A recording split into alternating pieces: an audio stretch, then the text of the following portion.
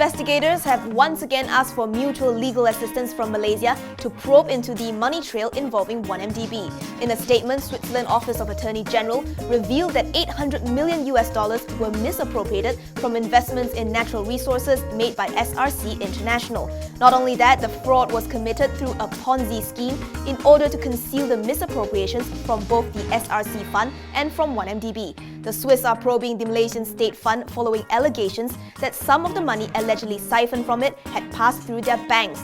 Back in January this year, they had asked for assistance from counterparts in Malaysia, but the request is still pending approval. Australian bank ANZ has denied having any links to the 1MDB scandal after being questioned by the Australian House of Representatives Economic Committee. ANZ Chief Executive Shane Elliott stood before the MPs to answer questions regarding the bank's conduct. According to local media, Elliott said he is satisfied that no ANZ employee did anything wrong or is being investigated by the US Department of Justice, and that the bank has no link to what is alleged to have happened at 1MDB. To recap, ANZ holds a 25% stake in MBank, which at one point allegedly held billions of funds siphoned from 1MDB. Perisai Petroleum's default on its 377 million ringgit bond yesterday may spell trouble for Maybank, RHB Bank and AMMB's earnings. According to CIMB Investment Bank, these three lenders, as well as 5 others, DBS Bank, OCBC, UOB, PNB Paribas and Netesis, are Perisai's bankers. Analyst Winston Ng says certain banks might classify their exposure to Perisai's bond as impaired loan and recognize the provision, and that would affect the bank's net profit.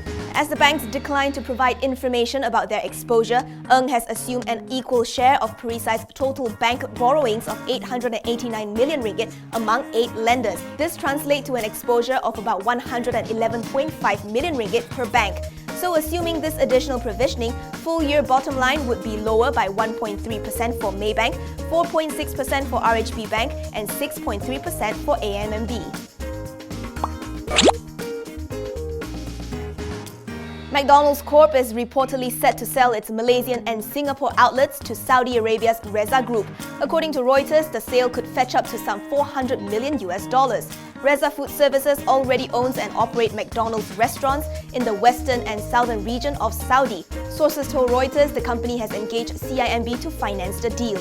CIMB has declined to comment and McDonald's hasn't responded either. Citing sources, the Newswire says the deal is expected to be finalized by the end of this year. McDonald's has about 120 restaurants in Singapore and about 260 in Malaysia. The sale is in line with the company's reorganization of its Asian operations as it switches to a less capital-intensive franchise model.